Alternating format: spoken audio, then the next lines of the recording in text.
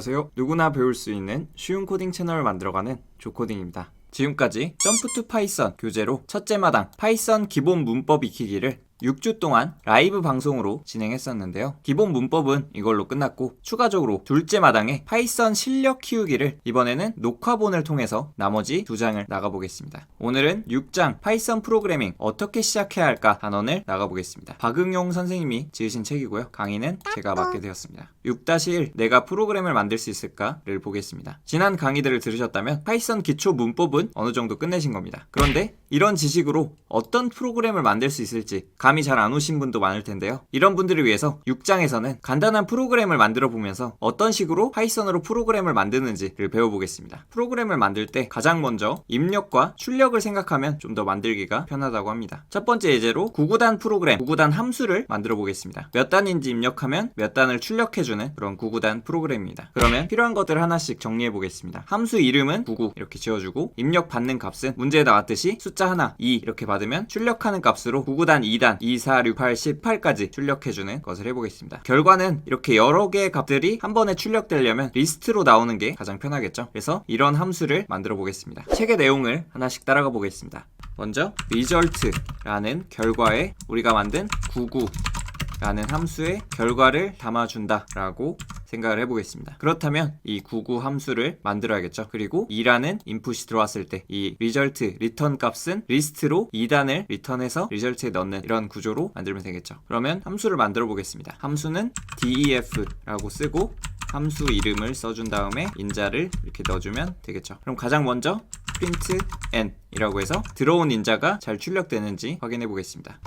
2를 넣고 실행을 해보면 이렇게 잘 나온 것을 확인할 수 있습니다. 다음으로 생각해보면 우리는 구구단 함수에 어떤 값이 들어왔을 때 결국에 result로 어떤 리스트를 리턴해 줘야겠죠. 근데 이 리스트는 들어온 n값에 구구단을 추가해서 리턴을 해줘야 됩니다. 그러면 이때 간단하게 생각해보면 여기 n단이 들어오면 이거에 대한 구구단을 추가해주면 되는 거니까 리스트에서 쓸 수 있는 메소드인 result.append를 통해서 n 곱하기 1부터 2, 3, 4, 5, 6, 7, 8, 9까지 이렇게 하면 n이 들어왔을 때 n 곱하기 1부터 n 곱하기 9까지 쭉 추가를 해줘서 다음으로 return result를 해주면 우리가 원하는 함수가 만들어진 거죠. 실제로 출력을 해보면 2, 4, 6, 8 해서 18까지 잘 나온 것을 확인할 수 있습니다. 그래서 이런 식으로 프로그램을 짜면 되는데 여기 보면 이렇게 너무 똑같은 코드가 엄청 반복돼 있죠. 그래서 좀 보기도 싫고 이걸 훨씬 간단하게 풀 수 있는 방법이 없을까? 라고 생각을 할 수 있습니다. 그러면 우리가 배운 것 중에 생각해보면 여기서 result.append나 n이나 요 구문들은 다 반복되면서 딱 이 숫자들만 달라지는 거죠. 그러면 우리가 배운 것 중에 반복문을 사용하게 되면 이런 반복적인 것을 수행할 수 있는 그런 코드를 만들 수 있겠죠. 그러면 이 함수를 바꿔보겠습니다. 먼저 이 늘어난 숫자 이 뒤에 거를 i는 1로 정해주고 그리고 반복문을 돌면서 while문을 돌도록 만들어 보겠습니다. while문을 돌면서 i가 10보다 작을 때까지 하면 9까지 가겠죠.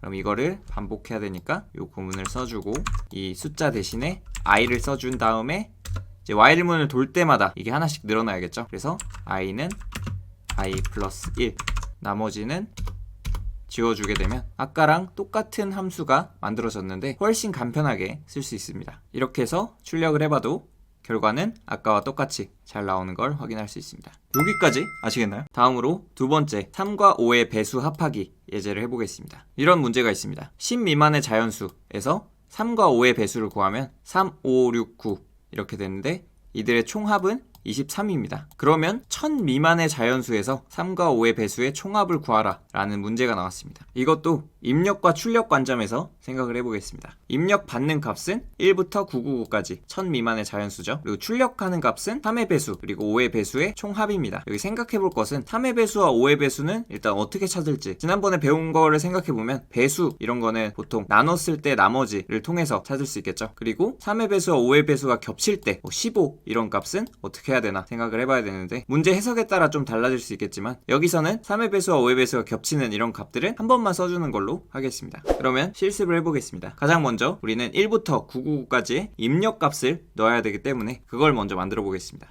n은 1부터 while문을 돌면서 아까처럼 n이 1000 미만일 때까지 그리고 print n을 해주고 n에 n 플러스 1을 해주면 이렇게 1부터 999까지의 값이 출력이 되겠습니다. 이걸 좀 더 간단하게 쓴다면 여기 플러스는 이렇게 쓴 거랑 똑같겠죠. 아니면 while문보다 간단하게 이걸 지우고 for문으로 n in range 함수를 써서 1부터 1000 미만까지 중에 print n 이라고 쓰면 훨씬 더 간단하게 똑같은 기능을 구현할 수 있겠죠. 다음으로 3의 배수를 찾아보겠습니다. 그러려면 기존 이론 강의에서도 나왔었는데 뭐의 배수 이런 거는 보통 n의 나머지 3, 이 나머지 퍼센트가 나머지 기호인데요. 3으로 나눈 나머지를 구했을 때 나머지가 0이면 3의 배수겠죠. 그래서 이거를 검사하기 위해서 이전에 배운 if문을 통해서 if 3으로 나눈 나머지가 0이면 검사를 해주고 0일 때만 프린트를 해주겠습니다.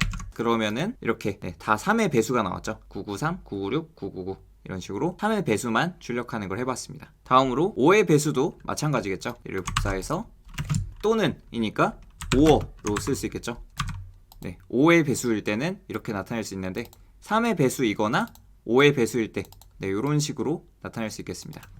그리고 출력을 해보면 3과 5의 배수가 나오는 걸 같이 나오는 걸 볼 수 있고요. 아까 생각해볼 사항 두 번째 중복으로 나오는 걸 한 번만 써야 된다고 했는데 5어를 쓰게 되면 이 조건 중에 하나만 만족해도 여기 출력이 되니까 우리가 생각한 대로 구현된 것을 확인할 수 있습니다. 그럼 결국 이 결과를 다 더해서 출력만 해주면 되기 때문에 여기 위에 result라는 변수를 처음에는 0으로 두고 이거를 result에 n을 계속 더해줘서 그 결과를 print result를 해주면 되겠죠. 그래서 이거를 출력을 해보면 답이 이렇게 나온 것을 확인할 수 있습니다. 여기까지 아시겠나요? 다음으로 게시판 페이징하기 예제를 해보겠습니다. 문제를 보면 게시물의 총 건수와 한 페이지에 보여줄 게시물 수를 입력으로 주었을 때 이 두 개가 입력이고 총 페이지 수를 출력하는 프로그램을 만들면 된다고 합니다. 이것도 입력 출력 관점에서 먼저 생각을 해보면 함수의 이름은 getTotalPage로 정해주고 입력받는 값은 게시물의 총 건수 를 m으로 받고 한 페이지에 보여줄 게시물 수를 n으로 받아서 처리를 해보겠습니다. 그리고 출력하는 값은 총 페이지의 수겠죠.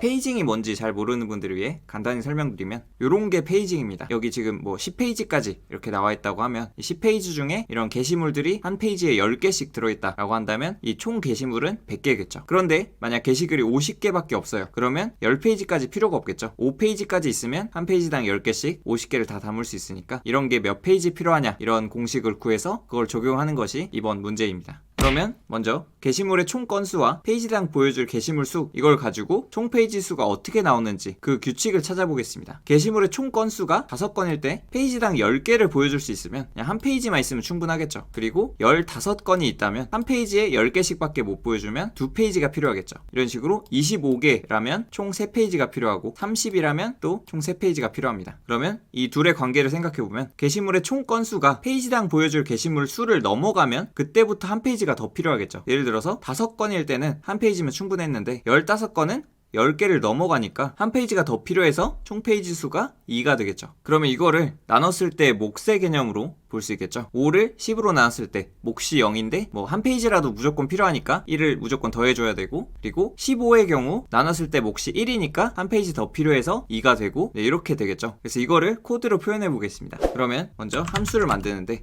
getTotalPage 라는 함수를 만들고 m과 n을 인자로 받겠습니다. 그리고 return 전체 페이지 수를 한 페이지당 보여줄 페이지 수로 나눈 몫에 한 페이지는 무조건 필요하니까 더하기 1 이렇게 한 값을 구해주면 되겠죠. 그러면 이게 맞는지 검증을 해보려면 print getTotalPage에서 아까 나온 예제인 5, 10 이런 걸 하나씩 찍어보면 되겠죠. 이거를 출력을 해보면 결과로 이렇게 1, 2, 3, 4가 나온 것을 확인할 수 있습니다. 그런데 아까 우리가 교재에서 봤을 때는 이게 3이 나와야 되죠. 즉 총 게시물 수가 30일 때는 뭔가 우리가 생각한 거랑 다르게 흘러갔습니다. 원인을 생각해보면 이렇게 총 게시물 건수가 30개 즉 이 게시물 수로 나눴을 때 딱 나누어 떨어진다면 3개만 있어도 충분한데 더하기 1이 붙어서 하나가 더 늘어나죠. 즉 나누어 떨어질 때 그 몫이 하나 더 증가하기 때문에 이런 문제가 발생했습니다. 그럼 이거를 지난 시간에 배운 if else로 나눠서 생각을 해보겠습니다.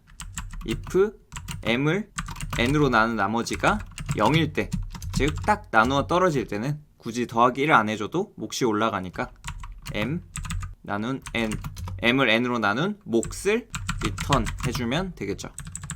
그리고 else 다른 경우에는 아까 한 것처럼 더하기 1을 해줘서 리턴을 해주면 되겠습니다. 그럼 이렇게 쓴 걸로 다시 검사를 해보면 이제는 아까 마지막 케이스도 정상적으로 나온 것을 확인할 수 있습니다.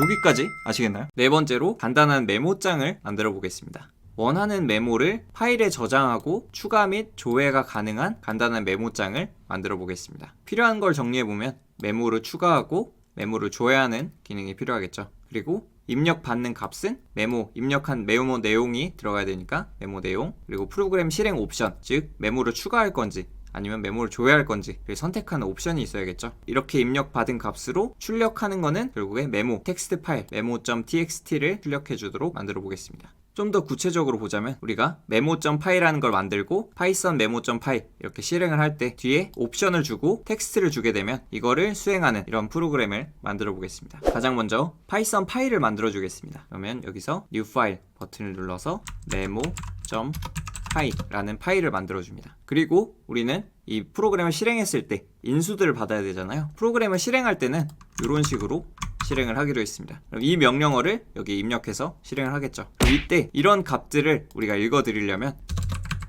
import sys라는 걸 통해서 sys.argument_value 요거를 통해서 받을 수가 있습니다. 여기에 0번째 인자가 이 memo.py이고 1번째 인자가 이 두 번째 있는 -a 이거가 옵션이죠. 옵션이라는 변수에 넣어줍니다. 그리고 2번째가 메모 내용이겠죠. 그럼 메모 내용을 어규먼트의 두 번째 이렇게 받을 수 있겠습니다. 그리고 print 옵션, print 메모 이렇게 한 다음에 그러면 이걸 실행해 보겠습니다. python memo.py를 실행하는데 첫 번째 옵션은 -a를 주고 뒤에 내용은 뭐 이렇게 아무렇게나 주고 실행을 해보겠습니다. 그러면 의도했던 대로 옵션 -a 값은 여기에 들어가고 이 ASDF 뒤에 메시지 값은 메모에 들어가는 걸 확인할 수 있습니다. 그러면 이렇게 값을 받았으니 이제 이거를 파일에 쓰는 걸로 코드를 바꿔보겠습니다. 그럼 옵션이 -a일 때 그때 작성하는 거로 만들면 되겠죠. 그러면 if 옵션이 -a일 때 그때 f라는 변수에 open을 하는데 memo.txt라는 파일을 a 모드로 열어주겠다라고 해서 f에 담아줍니다. 그리고 f.write 메모를 하게 되면 메모를 써주겠죠. 그리고 f.write \n을 넣어줘서 한 칸을 떼어주고 f.close 열었으면 항상 닫아줘야겠죠. 닫아주고 저장을 해주겠습니다. 그리고 쓰기 모드가 아닐 때는 뭐 읽기 모드일 때는 이게 필요가 없을 수 있으니까 얘는 if 문 안쪽에 넣어주겠습니다. 이렇게 해서 저장을 해보시고 마찬가지로 실행을 해보면 이제는 memo.txt가 생성되고 이 옵션에 쓴 내용이 여기 잘 들어간 것을 확인할 수 있습니다. 그러면 읽기 모드도 만들어 보겠습니다. 그러면 if 뒤에 elif 옵션이 -v일 때 이때는 파일을 열어서 읽기만 하면 되겠죠. f open txt를 여는데 그리고 메모라는 변수에 이 f를 가져온 걸 read 라는 걸 통해서 읽은 다음에 먼저 열었으니까 f는 close 해주고 print 메모를 해주겠습니다. 그리고 이제는 v 모드를 통해서 이 두 번째 건 필요 없겠죠.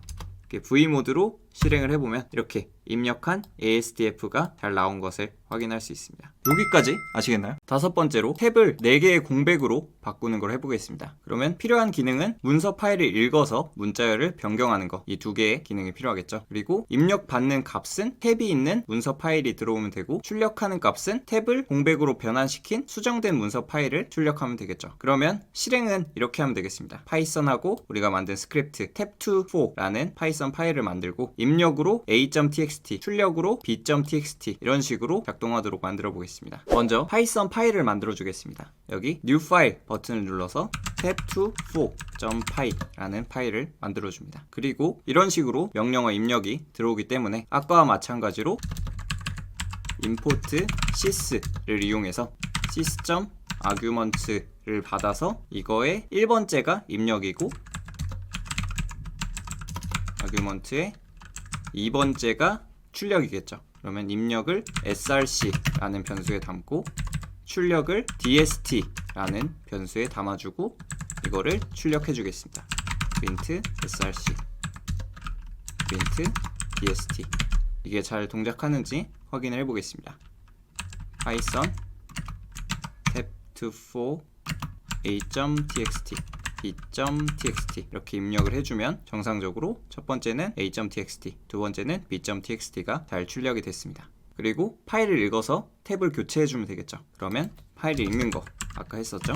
f open 하고 src를 찾아서 연 다음에 탭 컨텐트 라는 변수에 f.read를 통해서 파일을 읽어오고 열었으면 또 닫아줘야겠죠. file.close로 닫아줍니다. 그리고 탭 컨텐트에 replace 라는 함수를 이용해서 뭘로 교체할 때 쓰게 되는 메소드인데, 우리는 탭 역슬래시 t 하면 탭이었죠. 역슬래시 t를 공백 띄어쓰기 곱하기 4로 바꾸겠다. 네, 이렇게 해주면 탭 컨텐트가 바뀌고 이거를 스페이스 컨텐트 라는 변수에 담아주겠습니다. 그리고 우선 여기까지 프린트 스페이스 컨텐트를 해보면 얘는 탭으로 인식 안 됐는지 그냥 한 칸만 띄어져 있네요. 이런 거는 그러면 A를 메모장으로 열어서 다시 해보겠습니다. 얘를 탭 다시 탭 네, 이제는 제대로 탭이 들어간 것 같습니다. VS 코드는 탭이 잘 안 먹은 것 같습니다. 네, 이렇게 저장을 해주고 다시 실행을 해보면 네, 이제는 좀 잘 된 것 같죠. 이제 이렇게 프린트할 게 아니라 이거를 파일로 저장을 해야겠죠. 그러면은 이거를 다시 f open dst 우리가 생성할 파일을 w write 모드로 연 다음에 f.write 우리가 바꾼 스페이스 컨텐트를 넣어주고 열었으니까 f.close를 해줘야겠죠.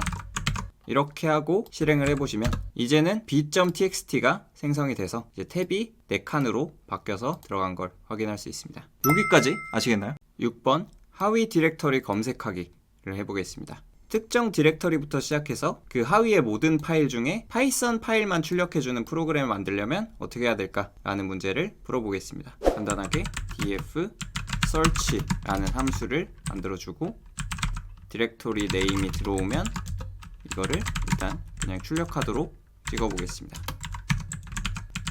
search 함수를 디렉토리를 의미로 C에 네, 이렇게 해서 실행을 해보면 네, 이런 식으로 디렉토리가 출력되는 것까지 만들어봤습니다.